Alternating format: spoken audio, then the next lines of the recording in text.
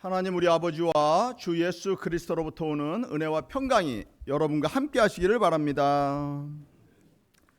지난 주일 누가복음 10장의 큰 주제는 하나님 나라 참 백성은 어떠해야 하는가라는 말씀이라 말씀드렸습니다. 첫째 70인의 전도사역에서 보는 것처럼 하나님 나라 참 백성은 생명을 살리는 전도 사명을 잘 감당해야 합니다. 우리는 뉴스를 통해 매일 사건 사고를 접하면서 다치고 또 생명을 잃는 이들에 대한 안타까움이 있습니다. 그런데 더 안타까워해야 하는 것은 세상 많은 이들이 구원과 멀어진 채 죽음을 맞이한다라는 것입니다.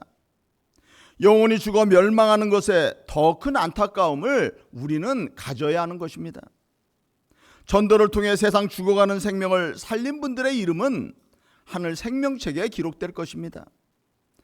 둘째, 지난주일 선한 사마리아인 비유처럼 하나님 나라 참 백성은 이웃을 자신처럼 사랑하는 사람이다라는 것입니다. 사랑을 실천해야 한다라는 것입니다. 하나님과 이웃 사랑을 말로 하지 말고 내 것을 희생하고 헌신하며 삶에서 실천해야 하는 것입니다. 셋째, 오늘 본문의 마리아처럼 예수님 말씀을 배우기에 힘쓰는 사람이 하나님 나라 참 백성이다라는 것입니다. 지난주는 율법사처럼 하나님 말씀을 잘 아는 것이 중요한 것이 아니라 사마리아인처럼 사랑 실천이 중요하다 말씀드렸습니다. 그런데 오늘은 열심히 사랑으로 봉사하고 섬기는 삶보다 오히려 예수님 말씀을 잘 듣는 것이 중요하다라고 또 말씀합니다. 언뜻 생각하면 둘이 상반되는 듯합니다. 성경이 왜 이랬다 저랬다 하느냐라고 또 말씀할 수 있습니다. 그런데 그렇지 않은 것입니다. 하나님 말씀을 들을 기회가 주어지면 잘 배우고 실천할 기회가 생기면은 열심히 봉사하고 실천하면 되는 것입니다. 만약 둘이 겹칠 때는 우선순위를 정해서 오늘 주님이 주신 말씀처럼 좋은 편인 말씀 배우는 것을 택해야 한다라는 것입니다. 주일에 식사 봉사, 설거지, 청소, 또 화단 관리 등 교회를 위해서 여러 일들 하시는 분들을 제가 봅니다. 참으로 감사한 일들입니다. 그런데 그런 일들 감당하느라 오후 성경 공부에는 아예 안 들어오시거나 늦게 참여하시는 분들이 또 있곤 합니다. 교회 일들이 다 중요하지만 더 중요한 것은 말씀 배우는 일임을 오늘 마르다를 보면서 우리가 깨달아야 하는 것입니다. 신교를 나누는 것보다 말씀 배우는 것이 더 중요하다라는 것입니다. 말씀을 제대로 배우지 않으면 몇십 년을 교회 다녀도 뭐가 바른 생활인지 잘 모릅니다.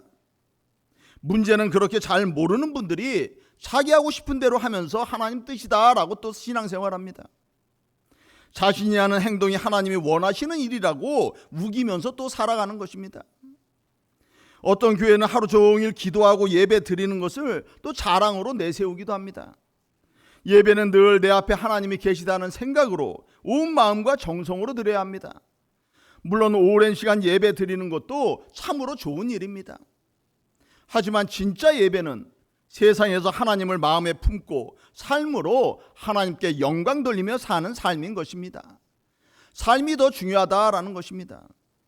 로마서 12장에 너희 몸을 하나님이 기뻐하시는 거룩한 산제물로 드리라. 이는 너희가 드릴 영적 예배다라고 했습니다. 방언으로 예배 드리는 것이 영적 예배가 아니라 삶으로 하나님 말씀을 살아내는 것이 영적 예배다라는 것입니다. 여러분이 가정에서 직장에서 사회에서 행하는 모든 일들이 하나님께 드려지는 거룩한 영적 예배인 것입니다. 호세아 6장에도 나는 인애를 원하고 제사를 원하지 아니하며 번제보다 나 하나님 아는 것을 원한다라고 말씀했습니다.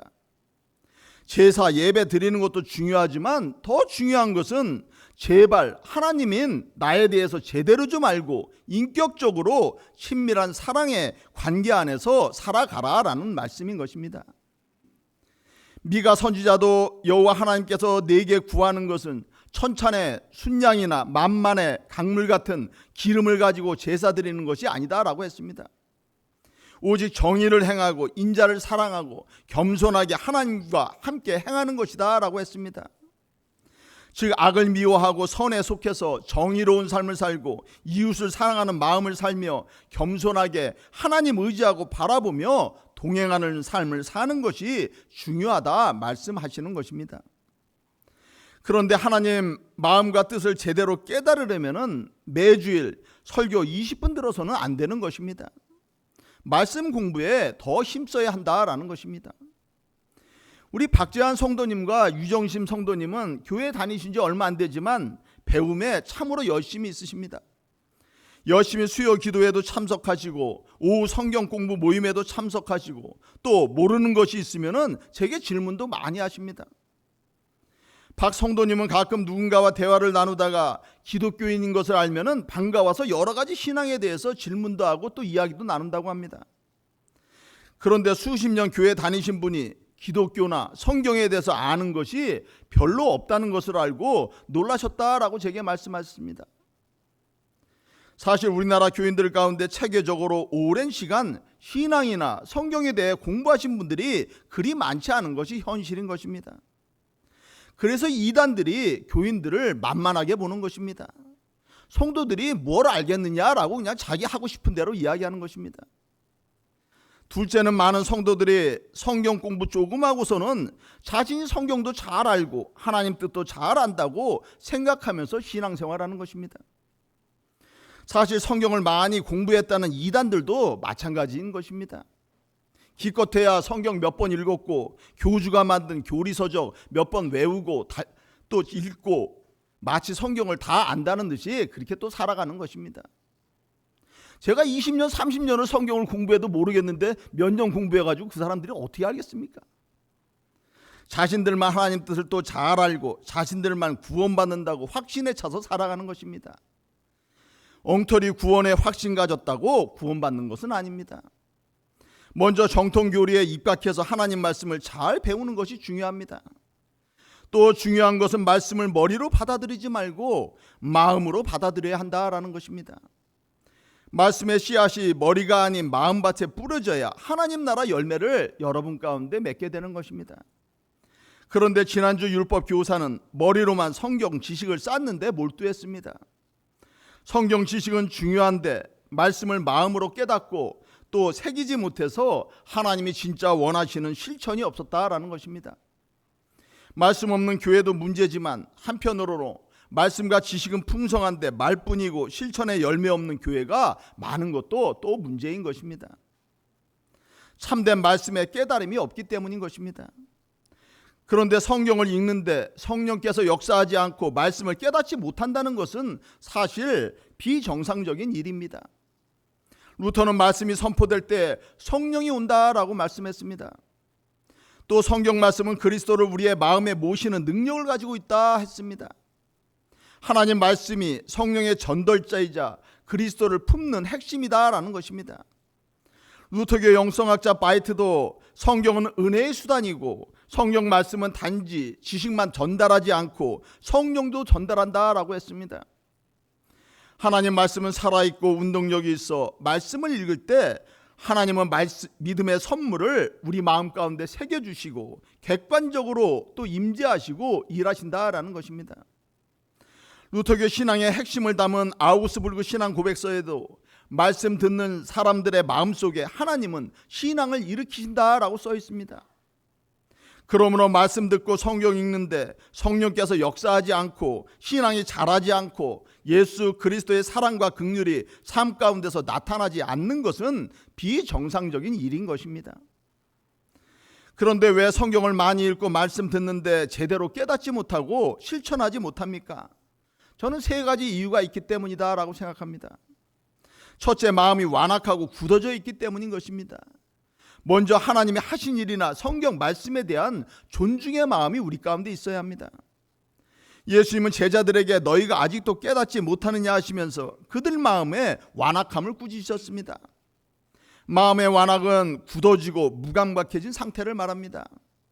하나님의 능력을 체험하고도 믿으려 하지 않고 성경에 대해서도 자기 중심적 사고에 갇혀서 영적 의미를 깨닫지 못하는 것입니다.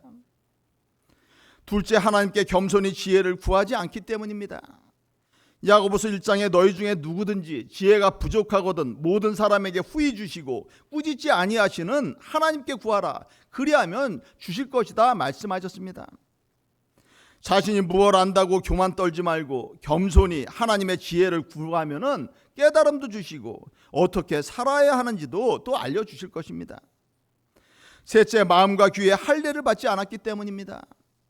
눈과 귀로는 말씀을 듣고 읽지만 하나님께 온전히 자신을 드리겠다는 헌신의 마음은 닫아서 성령이 눈과 귀와 마음을 통해 역사하실 수 없도록 스스로 막고 있는 것입니다. 하나님이 주시는 은혜의 담비가 내 안에 담길 수 있도록 그릇을 하늘을 향해서 놓아야 되는데 그렇지 아니하고 그 그릇을 덮어놓는 것입니다. 그렇게 하니 마음의 그릇을 땅에 엎어놓으니 은혜가 담비지 않는다라는 것입니다. 예수님 시대 율법 학자들처럼 자신을 하나님께 헌신하고 드리기보다는 자기 지식 자랑을 위해서 머리로 성경 지식 쌓는 데만 열중하며 살았기 때문입니다. 그런 사람은 예수님의 뜻과 마음을 온전히 깨닫지 못하고 실천할 수도 없습니다. 그런 사람은 자기 의에 사로잡혀서 우쭐대려고 자신의 형편없음은 돌아보지 않고 남을 판단하고 정죄하려 드는 것입니다. 참된 말씀에 대한 깨달음은 자기 헌신과 겸손과 사랑의 열매 맺음으로 나타나게 되어 있습니다. 자기 헌신은 없고 자기 생각만 내세우고 또 남 탓하고 신앙생활하는 분들은 성령이 그 안에 계시지 않고 말씀에 대한 깨달음도 없는 분들인 것입니다. 오늘 마르다의 문제는 예수님의 말씀에 대한 참된 깨달음 없는 헌신인 것입니다. 결국 예수님까지도 판단하려 들고 마리아에 대한 책망과 정죄의 마음 가운데 자신의 의를 드러내고자 했던 것입니다. 본문을 보면 예수님은 제자들과 한 마을에 들어가십니다. 그 마을에 사는 마르다라 이름하는 여자가 자기 집으로 영접했다고 했습니다. 마르다 집에는 죽었다가 예수님이 살리신 오라버니 나사로와 동생 마리아가 함께 살고 있었습니다. 자신의 오라비 나사로까지 살리신 예수님이 자기 집에 오셨다니 정말 극진히 대접하고자 하는 그런 마음이 있었을 것입니다. 마르다는 열심히 예수님과 제자들 일행을 대접하기 위해서 분주했습니다. 그런데 함께 일해야 하는 동생 마리아는 보이지를 않았습니다. 예수님 곁을 바라보니 자신은 힘들게 일하는데 마리아는 예수님 발치에 앉아서 한가로이 말씀 듣고 있는 것이 눈에 띄었습니다. 그런 모습을 본 마르다는 아마 화도 났을 테고 마리아와 함께하는 예수님께도 서운한 마음이 들었을 것입니다. 그래서 예수님 앞에 나아갑니다. 주여, 내 동생이 나 혼자 일하게 두는 것을 생각지 아니하시나이까? 그를 명하여 나를 도와주게 하라 청을 합니다.